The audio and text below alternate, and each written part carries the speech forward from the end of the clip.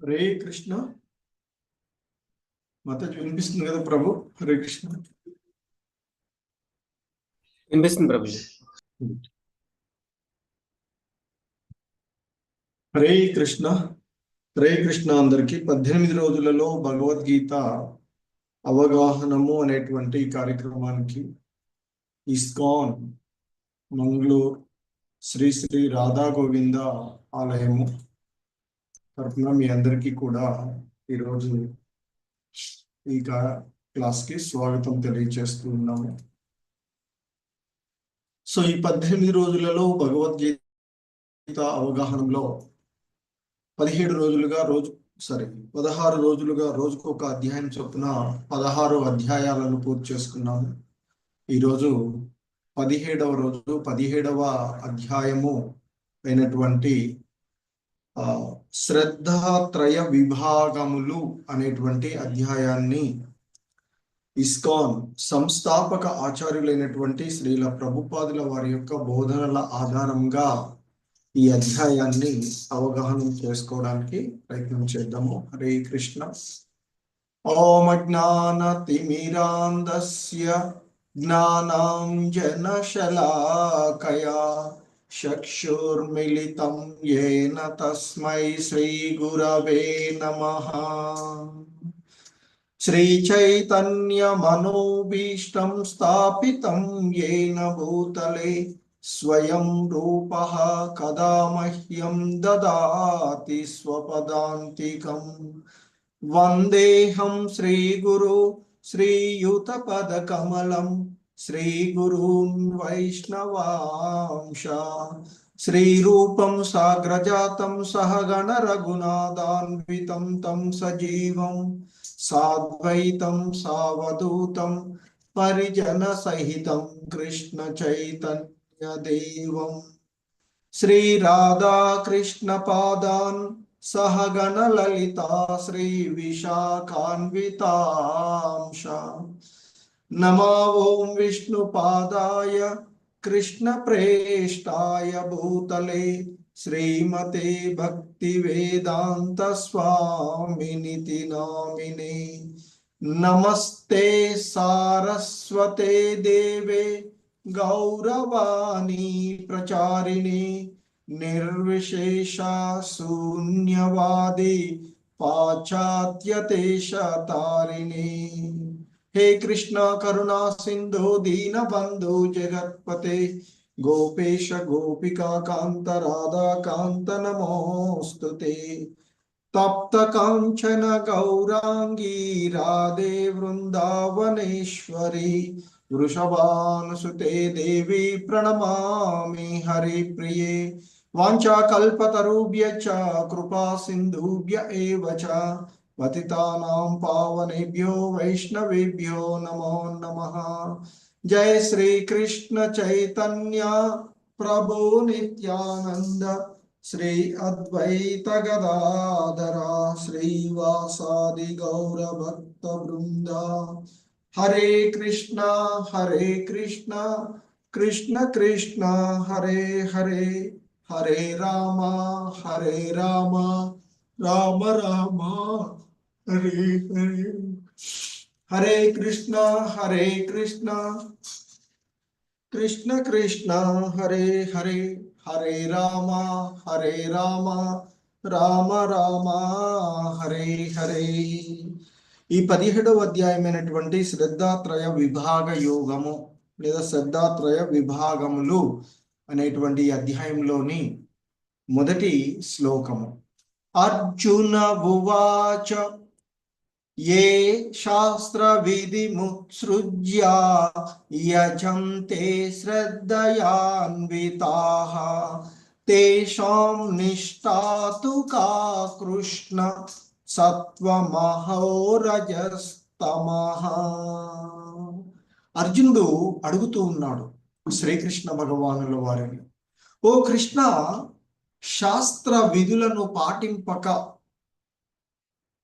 తమ స్వంత కల్పనల ప్రకారము శ్రద్ధ విశ్వాసములతో పూజలు చేసేవారి పరిస్థితి ఏమిటి? వారు సాత్వికులవుతారా లేక రాజసులు అవుతారా లేదా తామసులు అవుతారా అనేటువంటిది, అంటే అలా ఆ శాస్త్ర విధి విధానాలను పాటించకుండా తన సొంత కల్పన ప్రకారం పూజలు చేసేవారి పరిస్థితి ఏమిటి అనేటువంటిది అర్జునుడి యొక్క ప్రశ్న. వారు సత్వగుణంలో ఉన్నవారా లేక తమో గుణంలో ఉన్నవారా లేక రజోగుణంలో ఉన్నవారా అనేటువంటిది. సాధారణంగా మనకి ఇంతకు ముందు అధ్యాయాలలో చెప్పబడినట్లుగా శాస్త్ర విధులను అనుసరించి ఉండేటువంటి వాడు దేవతయని, అలా శాస్త్ర విధులను పాటించని వాడు అసురుడు అనేటువంటిది మనకి 16వ అధ్యాయంలో. ఎందుకంటే ఆ 16వ అధ్యాయమైనటువంటి దైవాసుర సంపద్ విభాగ యోగము లేదా దైవ అసుర స్వభావములు అనేటువంటి అధ్యాయంలో ముందుగా మొదటి 3 శ్లోకాలలో దైవీ లక్షణాలను గురించి తెలియచేసిన తర్వాత ఆయన మరి ఆ దైవీ గుణాలు కలిగిన వారి గురించి నేను ఇంతకు ముందే వివరించాను కనుక ఇప్పుడు నేను అసుర లక్షణాలను గురించి వివరిస్తాను అంటూ 6వ శ్లోకం నుండి చివరి దాకా అసుర భావాలు కలిగినటువంటి వారి గురించి వివరించి చివరికి ఆయన చెప్తూ ఉంటుంటారు, మరి శాస్త్ర విధులను తోసిపుచ్చి తనకు తోచిన రీతిగా వర్తించేటువంటి వాడు పూర్ణత్వాన్ని గాని సుఖమును గాని పరమగతిని గాని పొందలేడు అర్జున అంటూ చెప్పినటువంటిది. సో అందుకే మనిషి శాస్త్ర ప్రమాణం ద్వారా ఏది కార్యమో ఏది అకార్యమో తెలుసుకోవాలి. అట్టి విధానాలను అతడు తెలుసుకుని క్రమంగా ఉన్నతిని పొందేలాగా కర్మలను ఆచరించాలి అనేటువంటిది 16వ అధ్యాయంలో చివరిలో చెప్పినటువంటిది.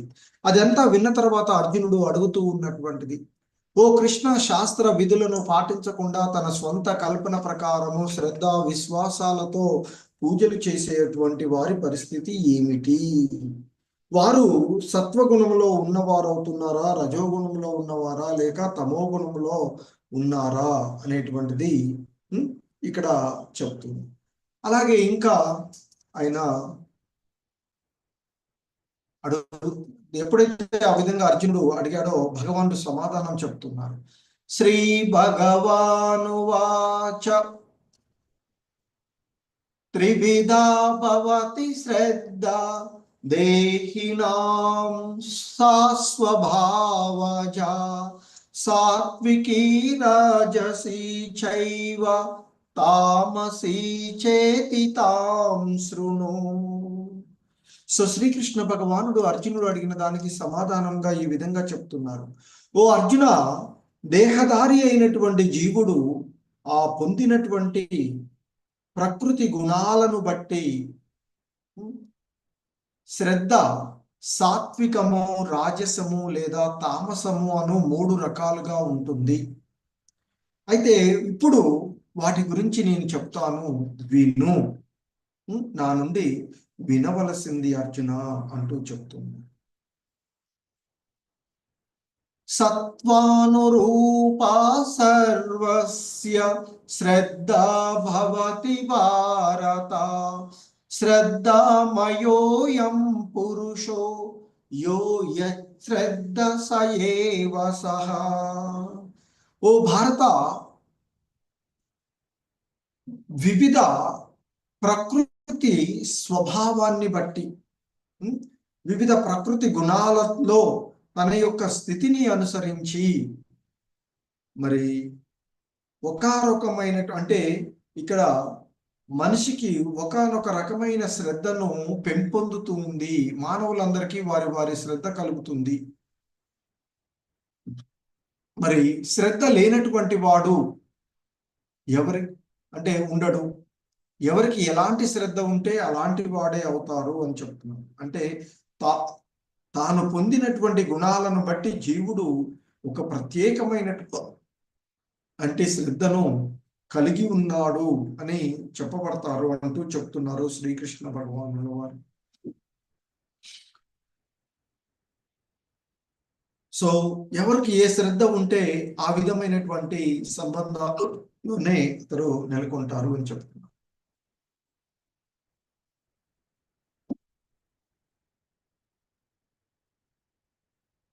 ఎందుకంటే ఇక్కడ చెప్పబడుతూ ఉన్నటువంటి దానిని అనుసరించి మరి ఎటువంటి వాడైనా ప్రతి మనిషి ఒకానొక రకమైనటువంటి శ్రద్ధను కలిగి ఉంటాడు అనేటువంటిది ఇక్కడ చెప్పబడుతూ ఉన్నటువంటి అంశం.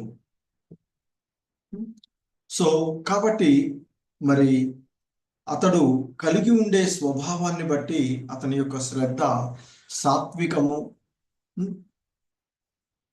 రాజసికము లేదా తామసికము అనేటువంటిది ఉంటుంది అని చెప్తారు. ఆ విధంగా తన యొక్క శ్రద్ధను బట్టి అతడు మరి ఇంకా కొందరు వ్యక్తులతో సాంగత్యం చేస్తూ ఉంటారు. సాధారణంగా సత్వగుణంలో ఉన్నవారు ఆ స్వభావాలు కలిగి ఉన్న వారితోనే సాంగత్యంలో ఉంటారు. రజోగుణంలో ఉన్నవారు ఆ విధంగా, తమోగుణంలో ఉన్నవారు అటువంటి వారితోనే కలిసిపోయేటువంటి.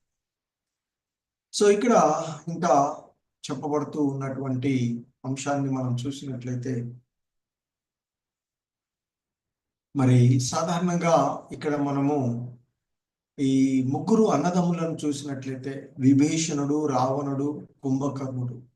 విభీషణుడు సత్వగుణానికి ప్రతీకగా మనం చెప్పుకుంటే సాత్వికమైనటువంటి గుణం, రావణాసురుడు రాజసిక గుణానికి, కుంభకర్ణుడు తామస గుణానికి.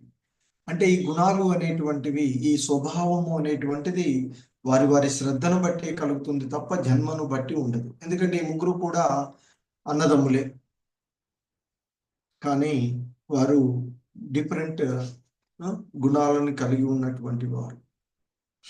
సో అందుకే ఇక్కడ చెప్తూ ఉన్నారు, యజంతే సాత్వికా దేవాన్ యక్ష రక్షాంసి రాజసాః ప్రేతాన్ భూత గణాన్ చాన్యే యజంతే తామసా జనాః. సత్వగుణంలో ఉండేటువంటి మనుషులు దేవతలను పూజిస్తారు. ఇక రజోగుణంలో ఉండేవారు యక్ష రాక్షసులను పూజిస్తారు. తమోగుణంలో ఉండేవారు భూత ప్రేతాలను పూజిస్తారు అంటూ భగవానులు వారు చెప్తున్నారు. ముఖ్యంగా ఈ శ్లోకంలో భగవంతుడు వివిధ రకాలైనటువంటి అర్చనాపరులను వారి యొక్క బాహ్య కర్మలను బట్టి వర్ణిస్తూ ఉన్నటువంటిది. సో మరి ఇక్కడ శాస్త్ర అనుసారము కేవలము దేవదేవుడే పూజనీయుడు. మరి ఆ శాస్త్రాల గురించి తెలియని వారు లేదా వాటి పట్ల విశ్వాసం లేనటువంటి వారు ఈ ప్రకృతి గుణాలలో తమకు ప్రత్యేకించి వారి యొక్క ప్రత్యేకమైనటువంటి స్థితిని అనుసరించి నానా రకాలైనటువంటి రూపాలను అర్చిస్తూ ఉంటారు అని ఇక్కడ చెప్పబడుతూ ఉన్నటువంటిది. సో సాధారణంగా మోడ్ ఆఫ్ గుడ్నెస్ సత్వగుణంలో ఉండేవారు దేవతలను అర్చిస్తారు. మోడ్ ఆఫ్ ఫ్యాషన్ రజోగుణంలో ఉన్నవారు యక్ష రాక్షసులను, ఇక మోడ్ ఆఫ్ ఇగ్నోరెన్స్ తమో గుణంలో ఉన్నవారు భూత ప్రేతాలని పూజిస్తారు అంటూ చెప్తుంది. సో సాధారణంగా దేవతా అర్చనము, యక్ష రాక్షసులు, భూత ప్రేతాల యొక్క అర్చన విధానం. సో ఇంకా చెప్తూ ఉన్నటువంటిది, అశాస్త్ర విహితం ఘోరం తప్యం తే యే తపో జనాః దంభహంకార సంయుక్తాః కామరాగ బలాన్వితాః. సో కర్షయంత శరీరస్థం భూత గ్రామమచేతసః మాం చైవాంత శరీరస్థం తాం విద్యాసుర నిశ్చయాన్. సో శాస్త్ర విరుద్ధమైన అత్యంత కఠినమైనటువంటి తపస్సులను దంభము అంటే కపటత్వంతోనూ మరియు అహంకారం చేత ప్రేరితులై చేస్తూ ఉంటారు. మరి కామము మరియు మమకారము చేత ప్రేరితులైనటువంటి వారు తమ శరీర అవయములనే కాక వారి శరీరాలలోనే ఉన్నటువంటి ఆ పరమాత్మను కూడా క్షోభ పెడతారు అనేటువంటిది ఇక్కడ. సో మరి ఇటువంటి బుద్ధిహీనులు అసురులుగా తెలియచేయబడతారు అర్జున అంటూ చెప్తున్నటువంటిది. ఎందుకంటే శాస్త్ర ఉపదేశాలను పేర్కొనబడినటువంటి తపో వ్రతాలను తయారు చేసేటువంటి మనుషులు కూడా ఉంటారు అని చెప్తారు. ఎందుకంటే ఏదో ఒక రాజకీయ ప్రయోజనంకో లేదా ఏదో దాపరిక ఉద్దేశంతోనో ఉపవాసము లో పేర్కొనబడలేదు అంటూ చెప్తూ ఉన్నటువంటి మరి సో ఇంకా మనకి చెప్పబడుతూ ఉన్నటువంటి ఎందుకంటే మనకి పూర్వ అధ్యాయంలో వివరించినట్లుగా భగవంతుడు ఆ అసుర భావాలు కలిగినటువంటి వారిని ఆ అసురీ జనుల గర్భాలలోనే పడవేస్తూ బలవంతంగా పడవేస్తారు అని చెప్తారు. మరి ఆ ఫలితంగా వారు భగవంతునితో తనకున్నటువంటి సంబంధాన్ని తెలుసుకోకుండా జన్మ జన్మాంతరాలు ఆ ఆసురి నియమాలతోనే జీవిస్తూ ఉంటారు అనేటువంటిది చెప్పబడుతూ ఉన్నటువంటి. సో ఇంకా మనకి ఈ శ్లోకంలో చెప్తున్నారు, ఆహారస్త్వపి సర్వస్య త్రివిధో భవతి ప్రియః యజ్ఞస్తపస్తథా దానం తేషాం వేదమిదం శృణుః. మనిషి ఇష్టపడేటువంటి ఆహారం కూడా ప్రకృతి యొక్క నియమాలను అనుసరించి, అంటే 3 గుణాలను అనుసరించి 3 విధాలుగా ఉంటుంది అని చెప్తున్నారు. అలాగే యజ్ఞము, తపస్సు, దానము కూడా ఇది సత్యమే. అంటే యజ్ఞం కూడా 3 రకాలుగా ఉంటుంది, తపస్సు కూడా 3 రకాలుగా ఉంటుంది, దానం కూడా 3 రకాలుగా ఉంటుంది. మరి అటువంటి ఆ మూడిటి వాటి మధ్య తేడాలను నేను ఇప్పుడు నీకు తెలియచేస్తాను, విను అర్జున అంటూ చెప్తూ ఉన్నటువంటిది.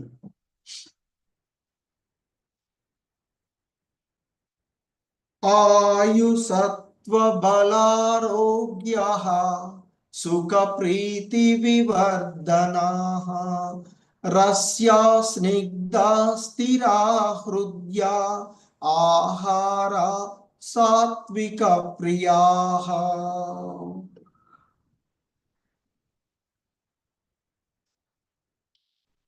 సో ఇక్కడ చెప్పబడుతూ ఉన్నటువంటి అంశము, ఓ అర్జున, సత్వగుణంలో ఉన్నటువంటి వారికి ఇష్టమైనటువంటి ఆహారాలు ఆయువును పెంచుతాయి, బుద్ధి బలము, ఆరోగ్యము, ఆనందము మరియు సంతృప్తిని ఇస్తాయి.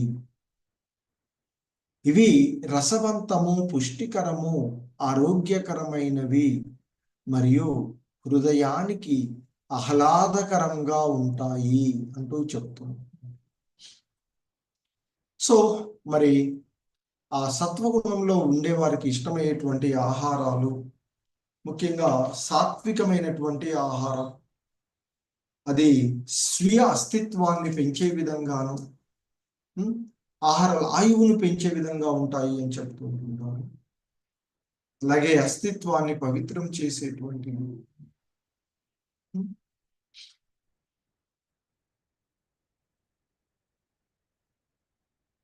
సో సాధారణంగా మరి ఈ విధంగా మనం తయారు చేసిన ఆహారాలు పదార్థాలను ఆ భగవంతునికి సమర్పించినటువంటి ప్రసాదమును మాత్రమే మనం స్వీకరించాలి అని చెప్తూ ఉంటుంది. సో ఇంకా చెప్తున్నారు, కట్వం లవణాత్యుష్ణ తీక్షణ రూక్ష విదాహిన ఆహారాజస సస్యేష్ట దుఃఖ శోకామయ ప్రదాహ.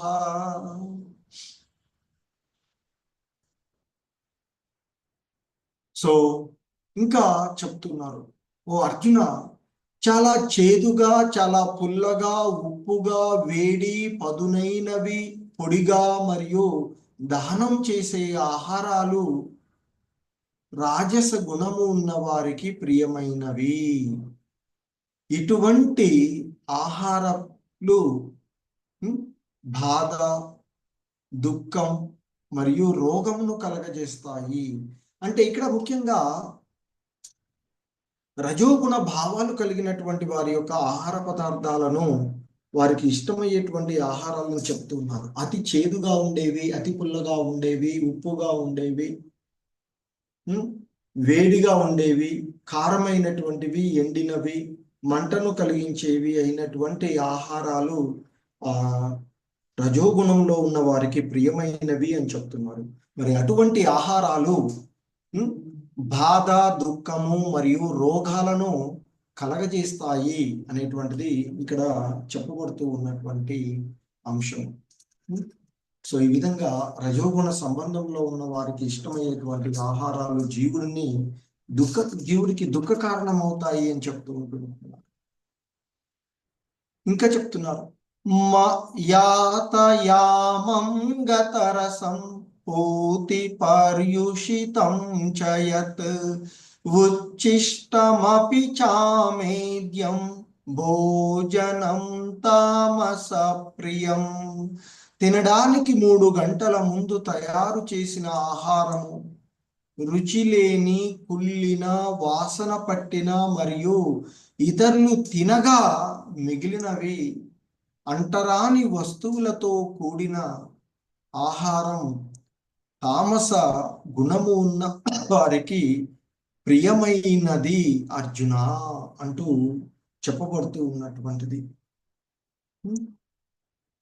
ఎందుకంటే ఆ భగవంతునికి సమర్పించినటువంటిది ఏదైనా కానీ తినడానికి 3 గంటల ముందు వాడితే, అంటే చేసినట్లయితే అది సరైనటువంటిది కాదు అనేటువంటి చెప్తున్నారు ఇక్కడ. అలాగే రుచి లేనటువంటివి, అంటే ఎక్కువ కాలం నిల్వ ఉంచినటువంటి పదార్థాలు, అలాగే ఇతరులు తినగా మిగిలినటువంటివి, అంటరాని వస్తువులతో, అంటే ఏవైతే భగవంతునికి సమర్పించవలసినవో అటువంటివి కాకుండా అవి ఇతర వస్తువులతో తయారు చేయబడినటువంటివి.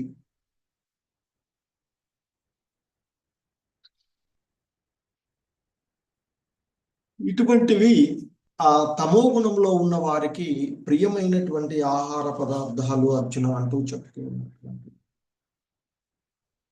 సో ఇంకా చెప్తూ ఉన్నటువంటి జనరల్గా మనం తీసుకునేటువంటి ఆహార పదార్థాలే మనల్ని ప్రతిబింబిస్తూ ఉంటాయి అని చెప్తారు. You are what you eat. నువ్వేదో భుజిస్తున్నావో అదే మీలో ప్రతిఫలిస్తూ ఉంటుంది అంటూ చెప్పబడుతూ ఉన్నటువంటిది. సో ఇంకా చెప్పబడుతూ ఉన్నటువంటి వీటిలో అపలాకాంక్షి బిర్యజ్ఞో విధి దృష్టో యుజ్యతే యష్టవ్యమేవేతి మనః సమాదాయ సాత్వికః.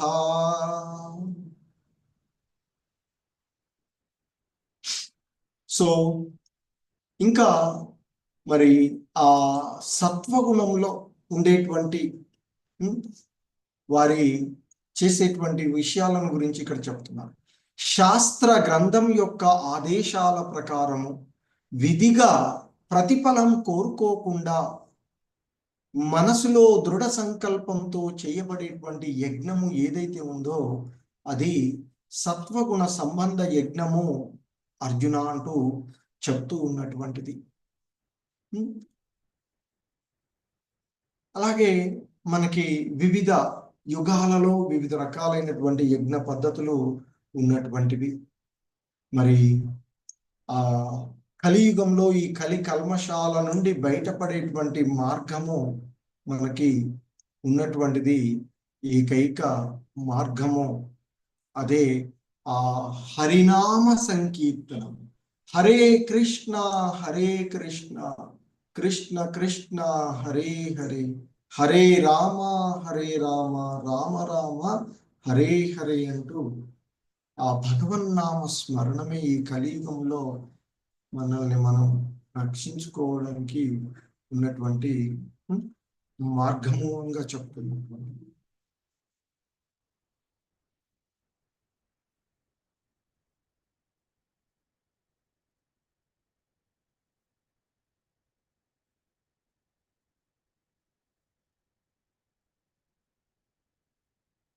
ఇంకా చెప్తున్నారు, అభిసందాయతు ఫలం దం వార్ధమపి చైవ యత్ యుజ్యతే భరత శ్రేష్ఠ తం యజ్ఞం విద్ధి రాజసం. సో ఇంకా చెప్తున్నారు, ఓ భరత శ్రేష్ఠ, ప్రతిఫలాపేక్షతో అహంకారంతో మరి చేయబడేటువంటి యజ్ఞము రజోగుణం యొక్క స్వభావము అని నీవు తెలుసుకోవాలి అర్జున అంటూ చెప్తూ ఉన్నారు. ఎందుకంటే ఆ మనసులో ఏదో ఒకటి పెట్టుకొని ఏదో ఉద్దేశంతో యజ్ఞం చేయడము సాధారణ నైజము మానవుల్లో. కానీ ఎటువంటి కోరిక లేకుండానే యజ్ఞము చెయ్యాలి అనేటువంటిది మనకి పూర్వపు శ్లోకంలో చెప్పబడినటువంటిది. దానిని విధిగా చెయ్యాలి అని చెప్తూ ఉన్నారు. అలాగే మరి ఇంకా చెప్తూ ఉన్నటువంటి, ఓ భరత శ్రేష్ఠ, ప్రతిఫలాపేక్షతో అహంకారం కోసం చేయబడేటువంటి యజ్ఞము రజోగుణం యొక్క స్వభావం అని తెలుసుకోమన్నారు. అంటే ఏదో ఒక భౌతికమైనటువంటి లాభం కొరకు మరి దంభంతో చేయబడేటువంటి యజ్ఞము అది రజోగుణంలో ఉన్నదిగా తెలుసుకోమని అర్జునుడికి చెప్తూ ఉన్నటువంటి అంశం. సో ఇంకా మనకి విధిహీనమసృష్టాన్నం మంత్రహీనమదక్షిణం శ్రద్ధ విరహితం యజ్ఞం తామసం పరిచక్ష్యతే. సో ఇంకా చెప్తూ ఉన్నటువంటివి, శాస్త్ర నిర్దేశాల పట్ల గౌరవము లేకుండా, సో మరి అజ్ఞాన అంధకారంలో ఉన్నటువంటి వారికి, అంటే ఆ తమో గుణ శ్రద్ధలో ఉన్నటువంటి వారికి నిజానికి వారి యొక్క శ్రద్ధ రాహిత్యమే అవుతుంది అని చెప్తుంటారు. మరి అటువంటి ఇక్కడ ఆ శాస్త్ర నిర్దేశాల పట్ల గౌరవం లేకుండా, ప్రసాద వితరణం లేకుండా, వేదమంత్ర ఉచ్చరణం లేకుండా, దక్షిణలు లేకుండా అశ్రద్ధతో ఆచరించబడేటువంటి యజ్ఞాన్ని తామసిక యజ్ఞము అంటూ చెప్తూ ఉన్నటువంటిది.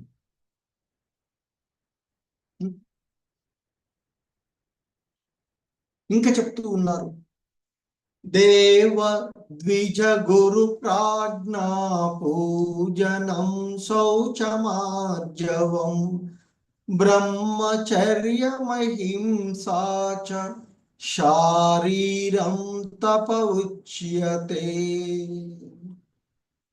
సో ఇంకా చెప్తూ ఉన్నటువంటి, దేవతలను, బ్రాహ్మణులను, గురువులను, తల్లిదండ్రులను వంటి ఆ పెద్దలను పూజించడంలో పవిత్రంగా ఉండడము, శుచిత్వము, సరళత్వము, బ్రహ్మచర్యము, అహింస అనేవి శరీరంతో చేసేటువంటి తపస్సులు అంటూ చెప్తూ ఉన్నట్టు. అంటే దేవదేవుడు ఇక్కడ వివిధ రకాలైనటువంటి తపస్సులను వివరిస్తూ ఉన్నటువంటిది.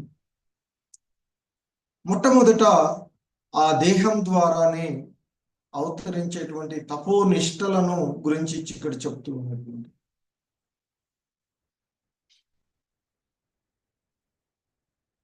ఇంకా చెప్తూ ఉన్నటువంటిది,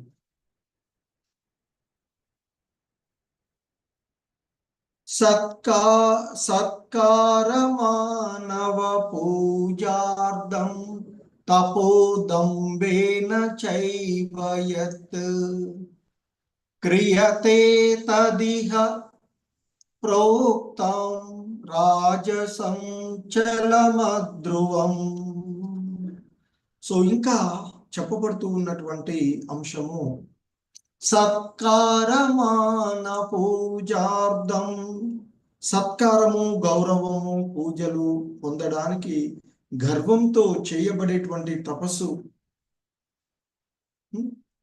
మరి రజోగుణంలో ఉన్నదిగా చెప్పబడుతుంది అని చెప్తున్నాను. అది స్థిరంగా కానీ శాశ్వతం కానీ కాదు అనేటువంటిది ఇక్కడ చెప్తుంది.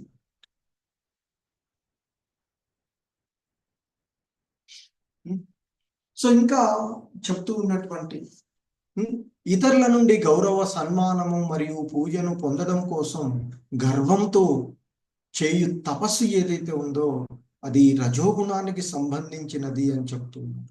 మరి ఇది అస్థిరమైనది, అశాశ్వతమైనది అంటూ చెప్పబడుతూ ఉన్నటువంటిది. అంటే సత్కార గౌరవ పూజలు పొందడానికి గర్వంతో చేయబడేటువంటి తపస్సు అది మరి రజోగుణానికి సంబంధించింది అని, ఇది అస్థిరమైనది, అశాశ్వతమైనది అంటూ చెప్తున్నారు.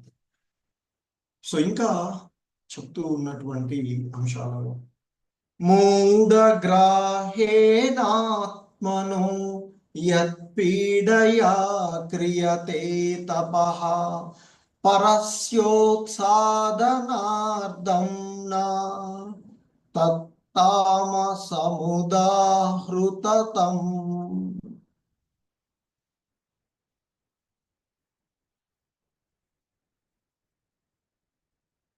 సో ఇంకా చెప్తున్నటువంటి తనను తాను హింసించుకుంటూ అంటే స్వీయ హింసతో గాని ఇతరులను నశింప చేయడానికి లేదా వారికి హాని కలిగించడానికి మూర్ఖత్వంతో చేసేటువంటి తపస్సు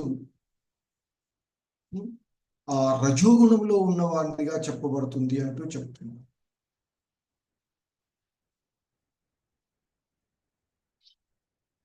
సో ఇంకా చెప్పబడుతూ ఉన్నటువంటి దాతవ్యమితి యద్దానం దీయతేనుపకారిణి దేశే కాలే చ పాత్రే చ తద్దానం సాత్వికం ప్రియం.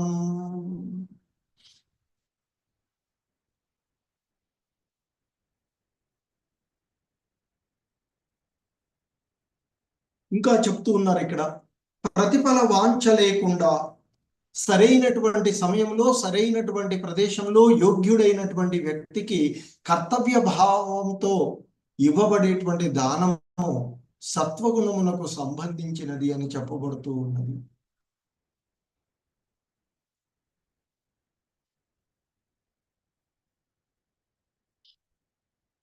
యత్ ప్రత్యుపకారార్థం ఫలముద్దిశ్య వా పునః దీయతే చ పరిక్లిష్టం తద్దానం రాజసం స్మృతం. సో అందుకే ఇక్కడ చెప్తున్నారు, కానీ ఓ అర్జున ఏదో ప్రతిఫలము కోరుకుంటూ లేదా సకామ వాంఛతో లేదా ఇష్టం లేకుండా ఇవ్వబడేటువంటి దానము రజోగుణముగా చెప్పబడుతుంది అంటూ చెప్తుంది. సో ఇంకా ఆదేశ కాలే యద్దానం అపాత్రేభ్యశ్చ దీయతే అసత్కృతమవజ్ఞాతం తత్తామసముదాహృతం. అనువు కాని చోట అకాలంలో అపాత్రుడికి అగౌరవంగా అవమానకరంగా ఇచ్చే దానము తమోగుణానికి చెందినది అని చెప్తూ ఉన్నటువంటిది. సో ఎందుకంటే ఈ దానం చేయడము దాన ధర్మాలు అనేటువంటివి మరి ఒక అనువు కాని చోట అకాలంలో అపాత్రుడికి చేయకూడదు అని చెప్తున్నారు. ఎందుకంటే ఇక్కడ చూస్తూ ఉన్నట్లయితే help I need money for weed అని చెప్తున్నాను. వీడ్ అంటే మత్తు పదార్థాలను స్వీకరించడం, మత్తు పదార్థాలు. సో మత్తు పదార్థాల కోసం వాడికి మనీ అవసరం. అటువంటి వాడికి మనం దానం చేస్తే వాడు చేసినటువంటి చెడు కర్మలన్నీ కూడా ఎవడైతే దానం చేస్తున్నాడో వాడికి కూడా వచ్చేటువంటి. సో కనుకనే ఇక్కడ ముఖ్యంగా మరి ఆ మత్తు పదార్థాలను స్వీకరించడానికి, జూదము ఆడుకోవడానికి దానాలు ప్రోత్సహించబడడం లేదు అని, అటువంటి దానము తమోగుణ దానము అని, మరి అట్టి దానము ఏమాత్రము లాభదాయకము కానిది అని, మరి అటువంటి దానము గౌరవము శ్రద్ధ లేకుండా మరి అటువంటి దానము చేసినట్లయితే అది తమో గుణమైనటువంటి దానంగా చెప్పబడుతుంది. సో ఇంకా చెప్తున్నారు, ఓం తత్సదితి నిర్దేశో బ్రాహ్మణ త్రివిధ స్మృతః బ్రాహ్మణాస్తేన వేదాచ్చ యజ్ఞాచ్చ విహితా పురా. సో పురా అంటే ఇక్కడ పూర్వము, అంటే సృష్టి ప్రారంభము నుండి, పూర్వము నుండి ఓం తత్ సత్ అనే 3 పదాలు ఆ పరబ్రహ్మమును సూచించడానికి వాడబడ్డాయి అని చెప్తుంది. మరి ఇక భగవంతుని ప్రీత్యర్థము అంటే భగవంతుని సంతృప్తి కోసం వేద పఠనము మరియు యజ్ఞాలు చేయనప్పుడు బ్రాహ్మణులు ఈ 3 పదాలను ఉపయోగిస్తారు అని చెప్తున్నారు. ఓం తత్ సత్ అనే 3 పదాలు ఆ పరబ్రహ్మమును సూచించడానికి వాడబడ్డాయి అని, మరి భగవంతుని సంతృప్తి కోసం వేద పఠనము మరియు యజ్ఞాలు చేసేటప్పుడు ఈ బ్రాహ్మణులు ఈ 3 పదాలను అంటే ఓం తత్ సత్ అనే పదాలను ఉపయోగించేవారు అంటూ చెప్తూ ఉన్నటువంటిది. ఎందుకంటే ఓం తత్ సత్ అనేటువంటి పదాలను ఆ భగవంతుని యొక్క దివ్య నామాలతో కలిపి ఉచ్చరించబడేటువంటి, అందుకే ఓం తద్విష్ణో అంటూ చెప్తూ ఉంటుంటాం. అలాగే ఇంకా చెప్పబడుతూ ఉండేటువంటివి అలా ఉన్నటువంటివి. మరి ఈ సృష్టి ప్రారంభము నుండే ఓం తత్ సత్ అనే 4 భాగాలు ఆ పరబ్రహ్మమును సూచించడానికి వాడబడ్డాయి అని అనుకుంటే, మరి భగవంతుని సంతృప్తి కోసం వేద పఠనము మరియు యజ్ఞాలు చేయనప్పుడు బ్రాహ్మణులు ఈ 3 పదాలను ఉపయోగించారు అంటూ చెప్తున్నారు. సో ఇంకా చెప్తున్నారు, తస్మాదో మిత్యుదాహృత్య యజ్ఞదాన తపక్రియాః ప్రవర్తంతే విధానోక్తాః సతతం బ్రహ్మవాదినం.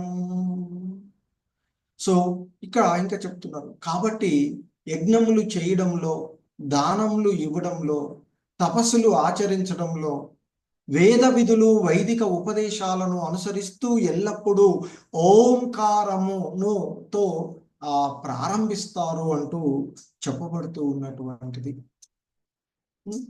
ఎందుకంటే ఓం తద్విష్ణు పరమం పదం అనే ఋగ్వేదంలో ఆ విష్ణు భగవాన్ యొక్క పాద పద్మాలే పరమ భక్తి పదము అంటూ చెప్పబడినటువంటి. ఇంకా చెప్తున్నారు, తదిత్యనభిద్ సందాయ ఫలం యజ్ఞ తపక్రియాః దాన క్రియాచ్చ వివిధాః క్రియంతే మోక్షకాంక్షిభిః.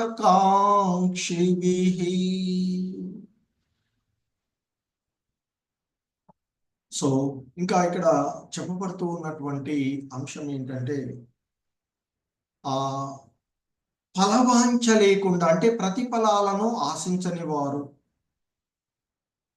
ఈ భౌతిక బంధనం నుండి విముక్తి పొందడానికి యత్నించేటువంటి వారు తపస్సు యజ్ఞము దానము మరియు అంటే తపస్సు యజ్ఞము మరియు దానమును చేసేటప్పుడు ఈ తత్ అనేటువంటి పదాన్ని ఉపయోగిస్తారు అని చెప్తారు. అంటే ఫలవాంఛ లేకుండా మనిషి తత్ అనే పదాలతో నానా రకాలైనటువంటి యజ్ఞాలను, తపస్సులను, దానాలను తప్పక నిర్వహించాలి అంటూ చెప్తుంది. సో కాబట్టి ప్రతిఫలమును ఆశించని వారు, ఈ భౌతిక బంధనముల నుండి విముక్తి పొందడానికి ప్రయత్నించేటువంటి వారు, అంటే ముక్తిని పొందాలి అని కోరుకుంటూ ఉండేటువంటి వారు తపస్సు యజ్ఞము మరియు దానం చేసేటప్పుడు ఈ తత్ అనేటువంటి ఆ పదాన్ని ఉపయోగించాలి అనేటువంటి చెప్తూ ఉన్నారు.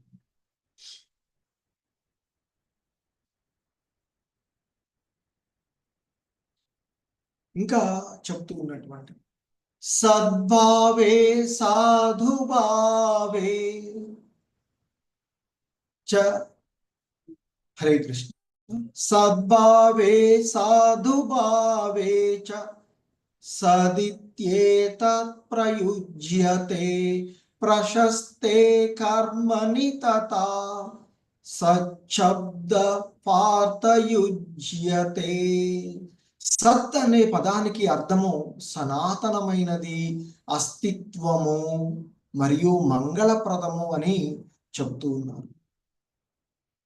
అలాగే ఇక్కడ ఇంకా ప్రశస్తే కర్మణి తథా సశబ్ద పార్థయుజ్యతే. ఓ అర్జున, అది శుభప్రదమైన కార్యమును సూచించడానికి కూడా వాడబడుతుంది. సత్ అనేటువంటి పదము ఆ శుభకార్యాన్ని సూచించడానికి కూడా వాడబడుతుంది అంటూ చెప్తుంది. సో ఇంకా చెప్పబడుతూ ఉన్నటువంటి యజ్ఞే తపసి దానే చ స్థితి సదితి శోచ్యతే కర్మ చైవ తతర్దీయం సదిత్యేవాభిధీయతే.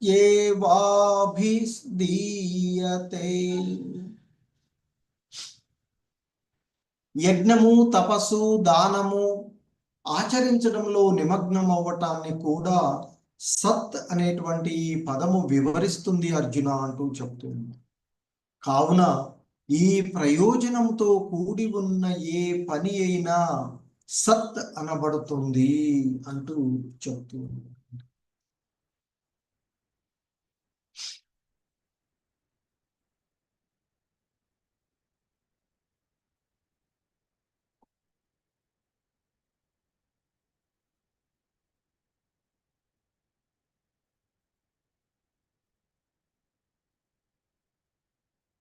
సో ఇంకా చెప్తున్నారు, అశ్రద్ధయాహుతం దత్తం తపస్తప్తం కృతం చ యత్ అసదిత్యుచ్యతే పార్థ నచ తత్ప్రేత్య నో ఇహ.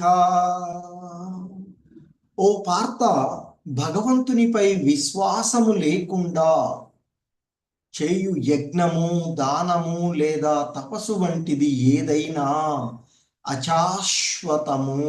ఇది అసత్ అని పిలువబడుతుంది. అది ఈ జన్మలో కానీ మరు తరువాత జన్మలో కానీ పనికిరానటువంటిదే అంటూ చెప్తూ ఉన్నటువంటిది. అంటే ముఖ్యంగా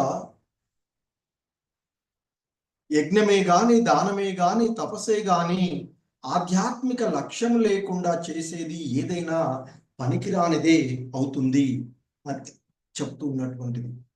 మరి అటువంటి కర్మలు అతి దురదృష్టకరమైనవి, అతి దుష్టమైనవి అనేది ఈ శ్లోకంలో చెప్పబడుతూ ఉన్నటువంటిది. ప్రతిదీ భగవంతుని కొరకే భక్తి భావనలో చెయ్యాలి అనేటువంటిది చెప్తున్నారు. మరి అటువంటి విశ్వాసం లేకుండా, సరి అయిన నిర్దేశం లేకుండా ఎటువంటి ఫలము కలగబోదు అంటూ చెప్తూ ఉన్నటువంటిది. సో కనుక అర్జునుడు అడిగినటువంటి దానికి సమాధానంగా భగవంతుడు చెప్పినటువంటి అంశాలు. మరి ఎందుకంటే శ్రీకృష్ణుణ్ణి అర్థం చేసుకోవడము, శ్రీకృష్ణ భగవానునికి భక్తియుత సేవలో నిమగ్నమేయడమే జీవుని యొక్క పరమ లక్ష్యం. కనుక శ్రీకృష్ణుని అర్థం చేసుకోవడమే వేద ఆదేశాల యొక్క ఆచరణలో ఆ చరమ లక్ష్యము అని చెప్తూ ఉంటుంది. సో మరి బద్ధస్థితిలో జనులు దేవతలను, దెయ్యాలు లేదా కుబేరును వంటి యక్షులను పూజించడం కూడా ఆకర్షణలు అవుతారు అని చెప్తారు. సత్వగుణంలో అంటే రజోగుణంలో కంటే సత్వగుణము రజోగుణాల కంటే మంచిది అయినా, తమో గుణాల కంటే మంచిది అయినా నేరుగా కృష్ణ భక్తి భావనను చేపట్టినటువంటి వాడు ఈ ప్రకృతి త్రిగుణాలకు అతీతుడవుతాడు అని చెప్తారు. ఈ మూడు గుణాలను అంటే ఈ సంసార బంధనాన్ని అతడు దాటగలడు అనేటువంటి విషయాన్ని మనకి ఇక్కడ చెప్పబడుతూ ఉన్నటువంటి అంశం. హరే కృష్ణ. సో అందుకే ఇక్కడ చెప్తున్నారు, భగవంతునిపై విశ్వాసం లేకుండా చేయబడేటువంటి యజ్ఞమైన, దానమైన, తపస్సైనా ఏదైనా అశాశ్వతమైనది. ఇది అసత్ అని పిలువబడుతుంది. ఇది ఈ జన్మలో కానీ తరువాత జన్మలో కానీ పనికిరానిదే అని ఇక్కడ చెప్పబడుతూ ఉన్నటువంటిది. హరే కృష్ణ. ప్రభు